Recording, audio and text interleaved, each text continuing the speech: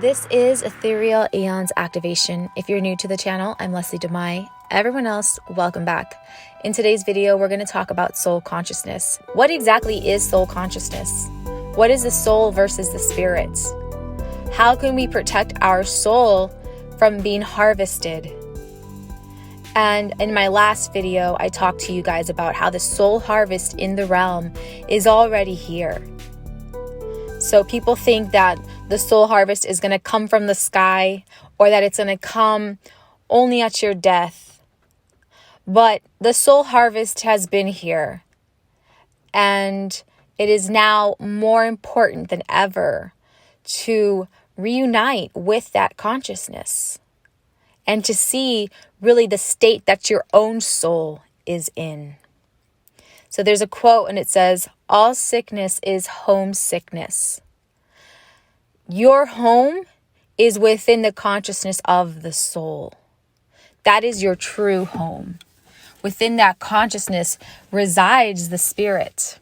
And everything else is going to be an identity appointed to you upon this reincarnation.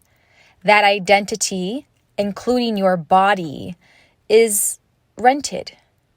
It goes away. It turns into ash, and then it ceases to exist in a lot of ways. However, your soul is immortal, and your soul is divinely intelligent. And so the soul and spirit are immortal, and that is the essence of who you truly are. That is the true self. And so through these last days of this simulated universe, maybe not even the plane itself, the field here, but the identities here, these are the last days of those false identities. And so now we need to connect ourselves and bring our awareness back home to the soul. So our bodies are energy contained within the soul. The soul is not a physical substance. It does not exist in one physical structure in your body. Your body and human experience is within the soul. And every version of yourself, past, present, future, all exist now. And that information or coded imprints are carried within the soul. Therefore, your soul is not just residing in the avatar you're in now, but all the versions in the multidimensional reality. It's been referenced as a soul cluster, but one vessel or one reincarnation does not encompass all of your soul's essence. A fraction of your soul was used to bring you into life. Soul consciousness energy initiates movement in the body, and I'm talking down to a cellular level. It gifts you every breath you take in this reincarnation. The soul descends into the vessel before birth, and it will continue to develop throughout that lifetime. So a lot of people often ask, where is the soul? A soul cannot be contained to just one small unit. And it is more so contained than spirit because it is assigned a vessel. But the soul is a vehicle for the vessel to be animated, to breathe, and to have the other consciousness residing within it, which is the ego consciousness. This is how people identify themselves with a name and orientate with all of these different labels that they are given. And I have read that 500,000 to over 1 million other lives are going on across the universes for the soul's learning purpose. But I don't know that to be true. And honestly, for our human minds to even fathom that would be impossible. So one must retreat inward to unite with soul consciousness, to be gifted this intelligence and intel that I refer to as divine intelligence. The essence of your soul existed before you were born. The soul was referenced to originally with the meaning coming from or belonging to the sea. And that was because it was said to be the stopping place of the soul before birth and after death. So that goes hand in hand with the soul being referenced as a soul cluster. And the soul doesn't have a gender or identity, anything of that sort. That would be an ego consciousness identity. And now spirit, people often ask, what's the difference between soul and spirit? Spirit is unborn. The soul has access to this original state. And through your connection with your own soul, you receive higher states of consciousness beyond this simulation and your lifetimes. And it is your direct access to spirit. So we are soul extensions from spirit. Everyone's soul has infinite consciousness or spirit residing within their soul. It is, some people also say that each organ is a separate entity and therefore it has its own separate soul.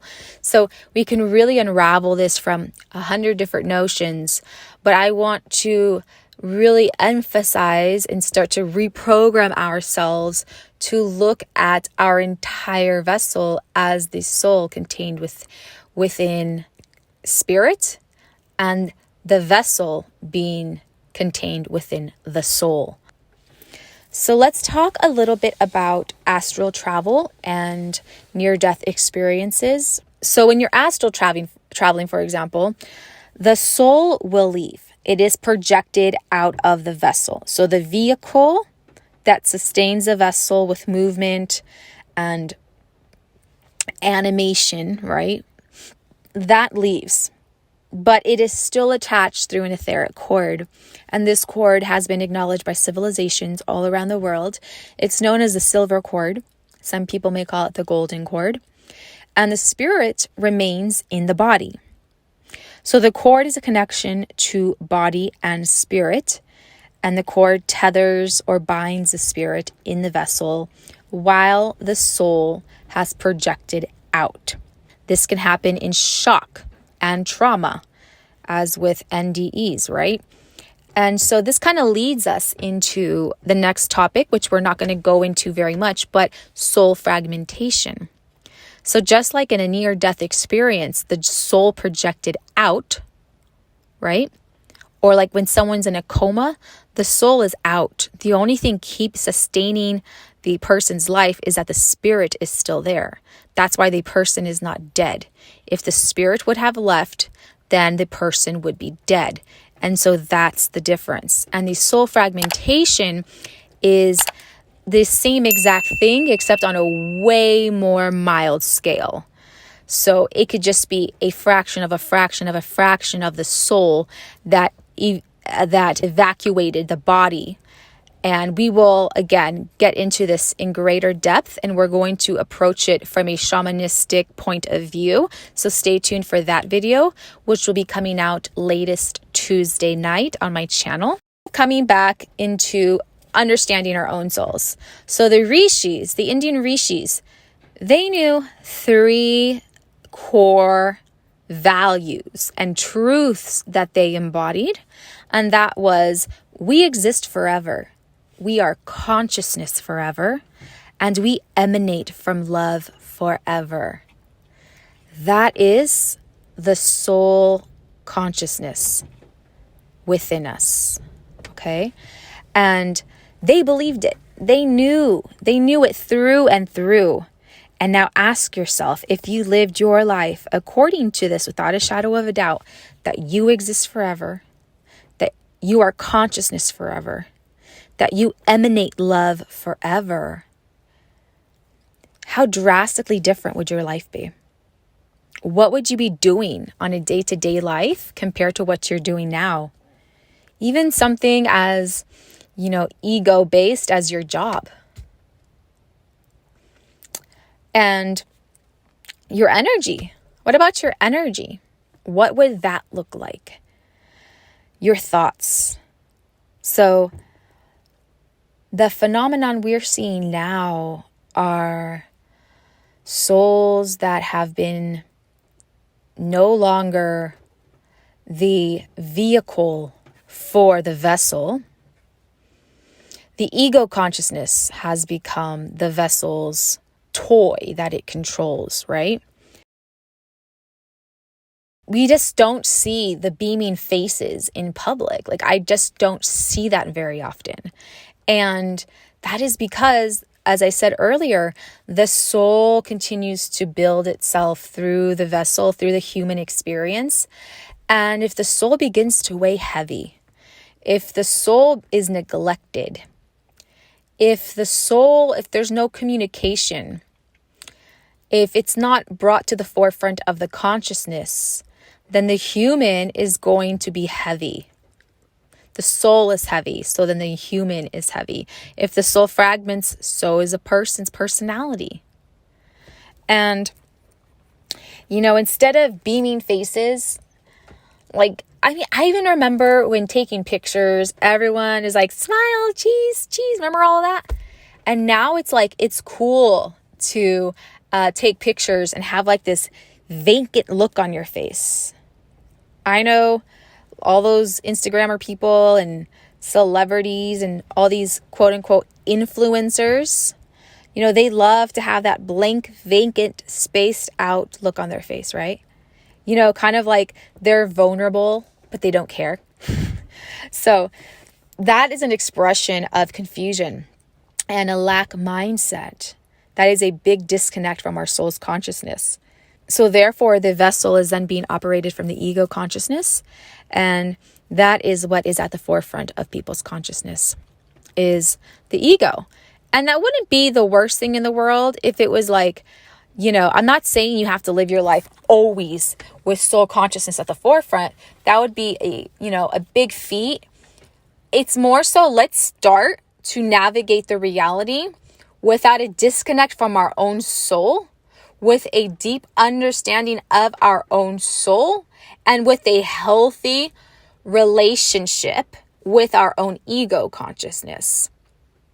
But that divine intelligence is orchestrating the dance between all of these different entities operating within the vessel. Working with that divine intelligence, what information can you get within yourself to let that fuel you to continue to orchestrate this balancing act within these different consciousness streams within you?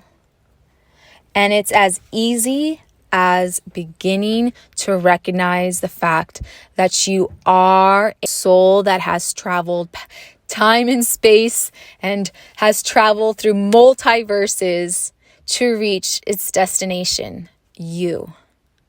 And a human consciousness is a rare thing for a soul to be a part of. So despite how many reincarnations, despite all of this, you are just as much a reward for the soul, because our level of consciousness precedes any other level of consciousness of sentient beings on this realm when we're operating from our full potential. And so the consciousness within a canine, right, a dog, because I was actually just talking about this yesterday. Canine consciousness is so precious. It is a precious soul consciousness. I adore it. I adore it for its vulnerabilities and for its potential of going past so many limitations and ego type of identities. I adore it, but I also know that there is a lack of a spiritual inquiry for the dog, and it's not as complex as a human consciousness. And then you can even think of like an ant. So there's something animating that ant to walk into, to even be a part of its own little hive mind where it knows it has duties and it has to do things certain ways and it doesn't know any other way. You can be standing next to an ant and it won't even know you're there. Sometimes it's almost like they'll just walk around your finger when you're playing with it. And it's because that ant is on its own soul mission. And the earth's consciousness, the earth's soul consciousness. I remember experiencing my first deep connection with Gaia's soul consciousness. And it was one of the most awakening experiences of my life. It was basically me in nature. I was in the desert, and all of a sudden it was like my third eye was just opening, and I was seeing my reality from a new spectrum. And I could feel the consciousness communicating with me. And all of a sudden, I was on the floor seated, and everything around me, I had sticks next to me. There was dirt, sand, there was bugs, ants, rocks. And I knew at that moment that the rocks and the dirt, that I was given clues, and I had to map together what was in front of me. And it was just hand reached. It was just literally right in front of me. And I had to put together like a puzzle, okay, with my consciousness, with the clues left behind by Gaia consciousness. And so I did it. I don't know. I moved some sticks. I saw some bugs. And it's like all of a sudden, this opened my consciousness up to a new level. And I basically said, oh my gosh, I solved the puzzle. I solved the puzzle. Meanwhile, it's me just sitting with my legs crossed on the desert floor. And when I solved the puzzle, I was able to perceive the soul consciousness of Gaia. And I called it at that point pure love frequency. And man, that frequency can blow your mind, literally. And so I was given enough information, and it was more than information. I was given the opportunity to feel it, to be it, and to understand it on a different level. And so now I call that divine intelligence. And all of our souls contain it, even the ant that knows its duties intuitively, it just knows it. That's soul intelligence. And this is why I tell you, as a human, you are the biggest gift to this. Because some people say, oh, whose life is more important, an ant or a human? Don't think that way. No one is saying one is more important.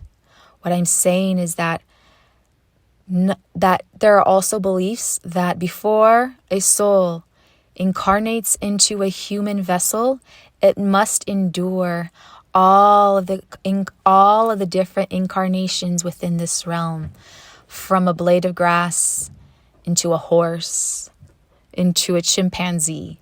And I don't know that to be 100% true. I can't say that either, but it sounds like it rings some truth. But I don't think that it's just one way or the other. I think that's one path some souls take, definitely. And people talk about star seeds, and maybe this is just a star seed's first incarnation into Earth realm, but it's not their first reincarnation anywhere. You see? So there's a slight difference, and we can definitely get into this, and we can definitely have a difference of opinions. And as all of our souls continue to grow, thoughts that surpass this physical world we think we're living in, and we can begin to operate from a space that knows no confines, no limitations, and that is always urging to be connected to home. So stay connected to your true home, your soul. And in my next video, we're going to talk about soul fragmentation and what signs you can look out for, what behaviors usually are associated with the soul escaping the body, with a piece of the soul escaping the body. And of course, we're always going to offer solutions. So how can we retrieve parts of our soul back? And maybe there's no soul fragmentation for you. Maybe there's just a disconnect between your soul's consciousness and the rest of who you are. So I hope this brings some light to you, and I hope we all bring more light into our own souls.